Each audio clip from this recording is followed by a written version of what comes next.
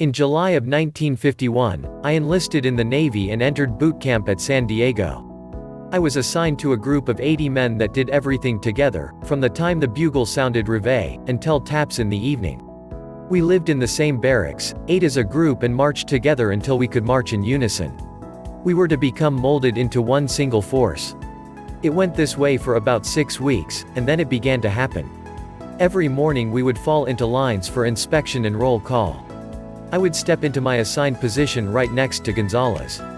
Now there was nothing special about Gonzales, he was the same height and weight as the average person.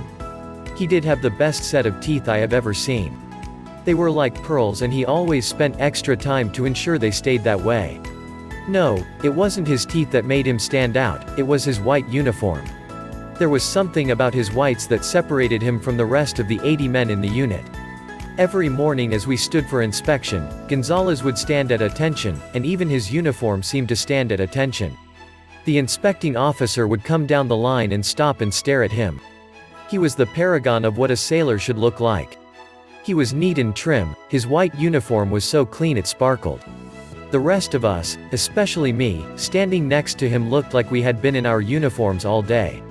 The inspecting officer would make a remark to the chief, "That's the way a uniform should look." Then he would take a step and stare at me. "What happened to you, sailor? Did you fall in the mud?" He would continue to move down the line berating each and every man. It was this man, Gonzales, who was my nemesis.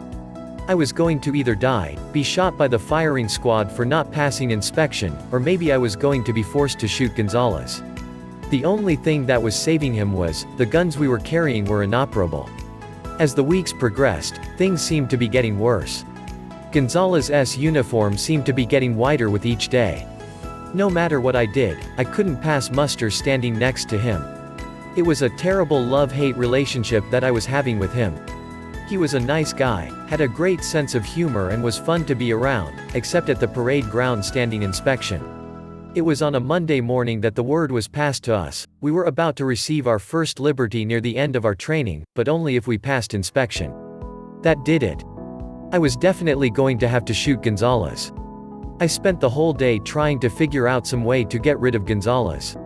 Then I dropped some hints to the chief, maybe he could move me somewhere down the line and let someone else stand next to Gonzales. But the chief wouldn't budge. I definitely would be standing in my assigned position come inspection Friday morning. Times were starting to get desperate.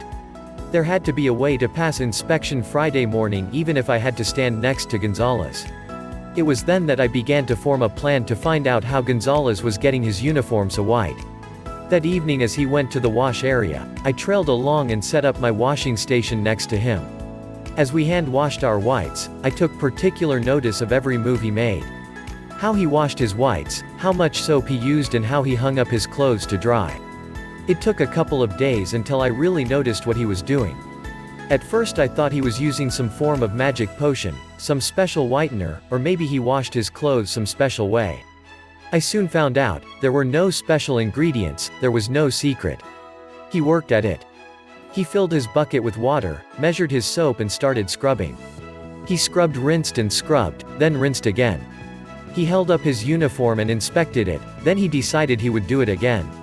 He stayed long after everyone had finished and continued washing. The only thing special about how Gonzales got his uniform so white was Gonzales. I realized at that moment, if I was going to pass inspection, I would have to work as hard as he did. Then it dawned on me, no, I would have to work twice as hard to catch up to him. He had a head start. Throughout my life, my idols have always been little men who through hard work and persistence learn to succeed. They work harder at whatever they want to achieve. They don't just go through the motions, they really work to achieve their goals. In the schools of today, all classes are graded on the learning curve, or class averages. In real life, there is no average. There is only room for those that stand out, the number ones. Throughout life, the competition for jobs, positions or any opportunity only comes from being ahead of the person, or persons who are fighting for the same position. In every group there is always one standout. If you are going to compete with him, you are no longer going to be graded on the curve.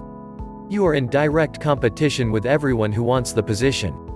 Every time I see or listen to a person who has succeeded, I remember that day standing in line and hearing the inspecting officer tell the chief. The two men at the end of the line had the whitest uniforms he had ever seen. I knew at that moment, if I were going to succeed at anything, no matter how big or small, I was going to have to work harder. I had learned that even I could stand in line next to Gonzales.